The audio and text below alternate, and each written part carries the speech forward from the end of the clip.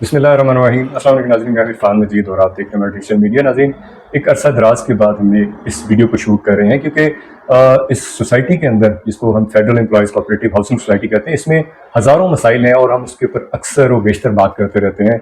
जो cooperative societies के अंदर जो हालात हैं उनको आपके सामने रखते हैं ताकि नाज़रीन जो इंडिविजुअल कहीं पे भी इंफॉर्मेशन नहीं मिलती, हम कोशिश करते हैं कि एक कलेक्टिव इंफॉर्मेशन देके लोगों तक पहुँचाया जाए। तो आज हम federal employees cooperative housing society के अंदर होने वाले एक हालिया एक एहतजाज की तरफ लोग गए हैं और ये एहतजाज जो था वो रात के अंधेरे में बिलों में इजाफा कर दिया गया, या जो मेंटेनेंस के बिल्स थे उसके इजाफा कर दिया। ये अवाम जो है उसके ऊपर एक एक्स्ट्रा बोझ डाला गया। हालांकि इसको एक प्रॉपर तरीके से किसी फॉरम के जरिए जो है वो मैनेजमेंट कमेटी इम्प्लीमेंट करवाती है, जिसमें लोग जो हैं वो सेटिस्फाई होते हैं। लेकिन लोगों की परेशानी का आलम ये था कि आखिर उन्होंने इदारों का रुख किया। तो इसी सिलसिले में हमने आज अपने स्टूडियो में दावत दी है गजनफर साहब को, और गजनफर साहब जो हैं इस पूरे मामले के अंदर फ्रंट लाइन पे थे और इनसे बात करने का मकसद भी ये था कि वो चीज़ें आपके सामने हकायक और प्रूफ के साथ रखी जाएं जिसको लोग देखना चाह रहे थे या सुनना चाह रहे थे, क्योंकि बहुत सारी चीज़ें उनको मालूम नहीं होती। हर बंदा अपने घर में बैठा होता है, सोशल मीडिया के जरिए चीज़ें ढूंढता है। तो आज मैं गजनफर साहब का भी शुक्रिया अदा करूंगा। गजनफर, बहुत शुक्रिया जी, आपने हमें ज्वाइन किया और हमारे नाजरीन को बताया कि सर ये जो इस वक्त जो मेम्बरान है, जो रहायशी थे, उनके अंदर एक अजीब किस्म की जो है वो इसतराब पाया जा रहा था कि पता नहीं क्या होने वाला है, और ये मैनेजमेंट कमेटी ने उनके साथ ज्यादती की। जी अस्सलाम वालेकुम। सबसे पहले आपका बहुत शुक्रिया कि आपने मुझे मदऊ किया और आपने इस काबिल समझा कि आपने मेरा व्यू पॉइंट लेने का मुझे कहा। अपने सुनने वाले तमाम नाजरीन को मैं ये बताता चलूँ कि मौजूदा मैनेजमेंट कमेटी ने रात के अंधेरे में जो मेंटेनेंस के बिलों में इजाफा किया है वो एजीएम की अप्रूवल के बगैर नहीं हो सकता था। इन्होंने अपनी मर्जी से इजाफा कर दिया और ये समझ रहे थे कि जिस तरह पहले चलता आ रहा है कि इन्होंने जो कर दिया वो हो गया। लेकिन इस दफ़ा ये हुआ कि कुछ यंगस्टर्स सामने आए।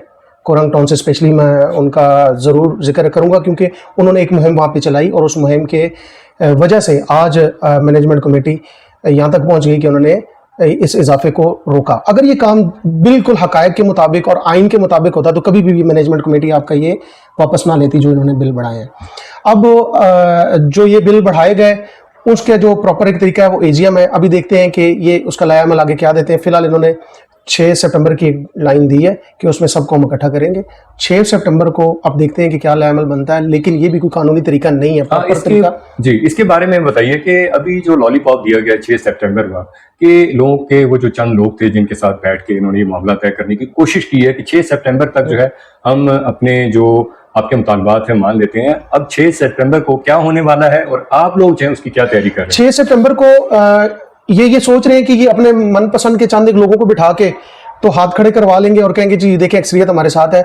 लेकिन मेरी इस दफ़ा पुरजोर अपील है जिना गार्डन कोरंग टाउन के लोगों से, मेम्बरान से, कि वो बाहर निकलें, अपना हक लेना सीखें और ज़्यादा से ज़्यादा लोग 6 सितंबर को बाहर आएँ जहाँ ये मीटिंग कॉल कर रहे हैं और एक अच्छी बुलंद आवाज़ करें ताकि इनको यहाँ पे रोका जा सके। ये वो पहला कदम होगा आपका, जो इधर जो अशरफिया बन चुके हैं, जो यहाँ पे अजारादारी कायम हो चुकी है, उसको तोड़ने का ये पहला मौका अल्लाह ताला ने हमें फराहम किया है। हमें चाहिए कि हम ज्यादा से ज्यादा तादाद में निकलें, अपना 1 घंटा 2 घंटे हमारे लगेंगे, लेकिन इसके बाद ये वो कदम होगा जो आगे आने वाले वक्त में जिना गार्डन की एक तारीख को रकम करेगा और इसकी बदौलत हम आने वाले वक्त में कोई ऐसा गैर कानूनी काम नहीं होने देंगे जिसकी वजह से जिना गार्डन के बहुत सारे मुतासरीन हैं, चाहे वो बिजली के मुतासरीन हैं जो यहाँ पे रह रहे रहायशियों के पहले बात कर लेते हैं, बिजली, पानी, आवारा कुत्तों के मामलात, ये देखिए रोजाना ग्रुप्स के अंदर आपके सामने प्रॉब्लम्स आ रही हैं। इसके अलावा फेज 1 के फाइल होल्डर, फेज 2 के फाइल होल्डर, और सबसे बढ़ के सर मैं यहाँ माजरत के साथ जिसकी तरफ कोई भी तवज्जो नहीं दिला रहा है, सबसे बढ़ के यहाँ पे वो घर जिनके ऊपर क्रॉस लगे हैं, उन घरों के हवाले से मैं बात इसलिए करना चाहूंगा कि वो लोगों की जिंदगी की सारी जमा पूंजी है जो इन्होंने एम्यूनिटीज की लैंड के ऊपर घर बनवा दिए हैं। ये वो कदम होगा कि जो इन तमाम मामलात की तरफ स्टेप वाइज ऊपर जाते जाएंगे और हम इन्हीं से हल करवाएंगे, और ये हल करेंगे, लेकिन ये तब हल करेंगे जब हम अपनी आवाज राइज करेंगे। अदरवाइज हमारा कोई हाल नहीं होना। यहाँ पे जिना गार्डन एक खंडरात का मंजर पेश करेगा आने वाले वक्त में। अगर हम अभी भी ना उठे अपने बच्चों के हक के लिए तो हमारा मुस्तकबिल बहुत तारीक नजर आएगा। गजनफर साहब, आप क्या समझते हैं कि ये जो मेम्बरान है जिना गार्डन के या कोरंग टाउन के, ये आपकी इस आवाज़ पे या आपकी इस मुहिम के साथ जुड़ जाएंगे, या इनके अंदर कोई ऐसी वजूहात हैं कि ये लोग जो है आज तक क्यों नहीं बोले? जी इरफान साहब, बड़ा अच्छा सवाल आपने किया है और इस सवाल के पीछे मैं जो जवाब देना चाहूँगा वो ये है कि یہ وہ کاز ہے جو یہاں پہ ووٹ مانگنے کے لیے ہم نہیں بیٹھے اور آواز نہیں اٹھا رہے کہ ہمیں ووٹ چاہیے. یہ وہ کاز نہیں ہے کہ جس میں میرا کوئی بینیفٹ ہے اور میں نے کوئی اپنا فائدہ لینا ہے اور اس کے پیچھے میں یہ کاز اٹھا رہا ہوں. یہ کاز ہر گھر کے ہر فرد کی ہے, ایک ایک اس گھر کے فرد کی ہے جس نے اپنی زندگی کی ساری جمع پونجی لگا کے یہاں اپنے بچوں کے رہنے کے لیے گھر بنایا. یہ ایک ایک اس ہماری بہن کی کاز ہے جن کے شوہر اس دنیا سے چلے گئے اور وہ بیوہ ہو گئی ہیں اور وہ اس جناح گارڈن کے اندر ایک اپنی سر چھپانے کی جگہ بنا کے بیٹھی ہیں. یہ ہر اس بچے کی کاز ہے جو ہمارے آنے والا مستقبل ہے. آج بھی اگر ہم خاموش رہے تو پھر ہم مردہ قوم ہی کہلائیں گے, اس کے علاوہ ہم کچھ بھی نہیں کہلائیں گے. تو میرے خیال میں سب پڑھے لکھے لوگ ہیں. میں بڑا اس دفعہ کرنگ ٹاؤن کے اندر میں نے ڈور ٹو ڈور کمپین کی تو مجھے بڑی خوشی ہوئی. ہم کچھ بھی نہیں ہیں, یہاں پہ بہت پڑھے لکھے لوگ ہیں اور انشاءاللہ تعالیٰ اب سوشل میڈیا اور ہمارے کچھ لوگوں کی آواز بلند کرنے کی وجہ سے اب لوگوں کے اندر شعور آ گیا تو ضرور لوگ نکلیں گے. لوگوں کو پتہ چل گیا کہ اپنی آواز بلند کیے بغیر ہم حق نہیں لے سکتے. مجھے پورا یقین ہے کہ اس دفعہ لوگ جوگ تک جوگ نکلیں گے اور ایکسپیکٹ سے زیادہ نکلیں گے. اچھا جی, میرا آپ سے ایک اور سوال ہے کہ 14 اگست کو یہ جو موجودہ مینجمنٹ کمیٹی ہے اس نے فیز 2 کے اندر لوگوں کو ایک لالی پاپ دیا ہے یا لوگوں کو واقعی حقیقت میں ان کے خوابوں کی تعبیر کی طرف لے کے جا رہے ہیں؟ میں سر آپ نے دکھتی رگ پہ ہاتھ رکھ دیا ہے کیونکہ تقریباً 3,500-4 ہزار فیکٹریز ہیں جناح گارڈن فیز 2 کے اور وہ بیچارے 15-20 سال سے اپنے اس خواب کو لے کے آنکھوں میں لے کے بیٹھے ہوئے ہیں کہ ہم یہاں پہ گھر بنائیں گے اور 15-20 سال بہت لمبا عرصہ ہوتا ہے. ایک بچہ پیدا ہو تو جوان ہو جاتا ہے. تو یہ لالی پاپ 20 سال سے دیا جا رہا ہے. کیا وہاں جناح گارڈن فیز 2 میں گھر بننا شروع ہو گئے؟ کیا جو پروجیکٹر کے اوپر دکھایا گیا 60 کنال کا کرکٹ سٹیڈیم ہے کیا وہ بن چکا ہے؟ کیا وہاں پہ اوورسیز آنا شروع ہو گئے جو 14 اگست کے حوالے سے میں نے ان کی سپیچ سنی؟ میں انشاءاللہ تعالیٰ آپ سے وعدہ کرتا ہوں کہ ہم 2-3 دن تک جناح گارڈن فیز 2 کی جو اصل حقیقت ہے اس کے اوپر ایک ڈاکومنٹری کریں اور آپ کو وہاں کی اصل صورتحال دن کے اجالے میں دکھائیں. رات کے اندھیرے میں چند لائٹیں لگا کے کوئی حقیقت نہیں دکھائی جا رہی. میں دن کے اجالے میں آپ کو وہاں کی حقیقت دکھاؤں گا. اور بہت ہی معذرت کے ساتھ میں آپ کو یہ بتانا چاہوں گا کہ جناح گارڈن فیز 2 کے جو چند ایک پلاٹ تھے LOP والے وہ نیشنل اسمبلی کو دے دیے گئے, باقاعدہ دے دیے گئے, ریٹن میں دے دیے گئے. اور جناح گارڈن فیز 2 کے جو جناح گارڈن کے اپنے متاثرین ہیں ان کے لیے لالی پاپ کے علاوہ کچھ بھی نہیں ہے. سر یہ تو بڑی دکھی خبریں ہیں جو آپ بیان کر رہے ہیں, یہ بڑے ممبران کو ڈیسائیڈ کرنے والی باتیں ہیں, لیکن حقیقت جو ہے وہ یہی ہے جو آپ بیان کر رہے ہیں. لیکن جب آپ اس کو اور کلیئر کریں گے تو لوگوں کے اندر جو شکوک و شبہات ہیں وہ بھی کلیئر ہو جائیں گے. اچھا, میرا آپ سے ایک آخری سوال ہے کہ یہ جو اپریل 2026 کے اندر ایک رپورٹ آئی ہے جس کے اندر اس موجودہ مینجمنٹ کمیٹی کی بہت ساری جو انہوں نے کرپشن کی ہے, جو میزرمنٹ ہوئی ہیں, جو مختلف چیزیں اس کے اندر 11 پوائنٹس ہیں, تو وہ بہت کلیئر ہیں. تو اس کے اوپر آپ بتائیں کہ اب کیا ہونے جا رہا ہے اور کیا کب تک آپ لوگ جو ہے نا اس کے اوپر کوئی ایکشن نظر ہوتا دیکھ سکتے ہیں؟ اچھا سر, میں آپ کو یہ بتاتا چلوں کہ یہ انکوائری رپورٹ ثابت ہو چکی ہے اور اس کے بعد اس کے اوپر شوکاز نوٹس بھی ہو چکا ہے. بدقسمتی سے ہمارے اداروں کا حال یہ ہے کہ وہ سلو اینڈ اسٹڈی والا کام جو ہمارے اس معاشرے کے اندر چلتا ہے, ہمارے جتنے بھی گورنمنٹ کے ادارے ہیں سیم اسی پیٹرن کے اوپر یہ سارا کام چل رہا ہے. یہ کچھ اپلیکیشنز میں ثبوت کے طور پہ اپنے پاس رکھی ہوئی ہیں, یہ جن اداروں میں میں نے دی ہوئی ہیں, جہاں جہاں دی ہوئی ہیں, شوکاز نوٹسز ہماری طرف سے بھی ہو چکے ہیں. لیکن بدقسمتی یہ ہے کہ جو یہاں پہ کوپریٹو کا مافیا بن چکا ہے وہ اس پہ ایکشن لے تو رہا ہے لیکن سلو اینڈ اسٹڈی لے رہا ہے. اس کے لیے کم سے کم ہمیں اپنی ایفرٹس کو بڑھانا ہوگا اور اجتماعی ایفرٹ کو بڑھانا ہوگا. یہاں پہ آج تک ہمارے اس معاشرے کے اندر وہ کوئی بھی ادارہ لے لیں, کوئی بھی سوسائٹی لے لیں, گھر لے لیں, فیملی لے لیں, ہم سب کی انفرادی سوچ ہے. جب تک ہم اجتماعی سوچ کے حوالے سے نہیں سوچیں گے تو اس معاشرے کے اندر بہتری نہیں لا جا سکتی. میں سوچوں گا کہ میرا کام ہو جائے باقی کو نہ ہو تو یہ کام نہیں ہوتے. یہ والا کام کرنے کے لیے ہمیں متحد ہونا پڑے گا, اکٹھے ہونا پڑے گا. میں اکیلی جان تک کر سکتا ہوں, میں اپنا کام کر رہا ہوں. انشاءاللہ بہت جلد میں اس کو چیلنج کرنے جا رہا ہوں. اسمبلی ہال کے اندر بھی میں تحریک استقلال کے حوالے سے بھی ورک کر رہا ہوں جس کو پریویلیج موومنٹ بھی کہتے ہیں. تو آپ کی دعائیں اگر ساتھ رہیں اور اللہ نے مجھے ہمت دی تو اس کا بھی دودھ کا دودھ اور پانی کا پانی کریں گے. اگر ہماری MC ٹھیک ہے تو ہم ان سے معذرت کریں گے, لیکن اگر انہوں نے کوئی کام غلط کیے ہوئے ہیں جیسے کہ امیونٹیز کی لینڈ کے, جیسے کہ 458 کنال زمین کے, تو ضرور اس کا بھی سیدھا ہوگا معاملہ جتنا بھی ہے. کیونکہ اگر یہ معاملات سیدھے نہیں ہوتے تو الٹیمیٹلی اینڈ پہ رزلٹ یہ ہے کہ متاثرین عام پبلک عام رہا ہے.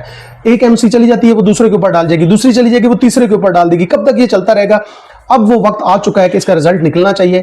اس کے بعد اگر اس دفعہ رزلٹ نہ نکلا تو بہت ہی معذرت کے ساتھ آئندہ کچھ ٹھیک ہونے والا نہیں ہے. اور اب اگر یہ آوازیں دب گئیں جو ان کے مخالف اٹھ رہی ہیں تو آئندہ آواز اٹھانے والا کوئی نہیں ہوگا. سر آخری سوال ہے, یہ آپ کی ایک مہم چل رہی ہے جو سوشل میڈیا پہ بھی, فیس بک پہ بھی, ٹویٹر پہ بھی ہم نے دیکھا ہے کہ چار دیواری کریں, چار دیواری کریں, چار دیواری کریں, آخر یہ کیا ہے؟ آپ لوگوں کو ذرا دیکھیں میں معذرت کے ساتھ آپ سب کے سامنے یہ بات رکھوں گا. معذرت اس لیے کر رہا ہوں کہ میں ابھی اس قابل نہیں ہوں جس قابل یہاں پہ کافی بڑے بڑے ہمارے سینئر لوگ ہیں, پرانے لوگ ہیں, اور کہیں نہ کہیں وہ ایم سیز کے اندر رہے, کہیں نہ کہیں ان کا ایک کردار رہا.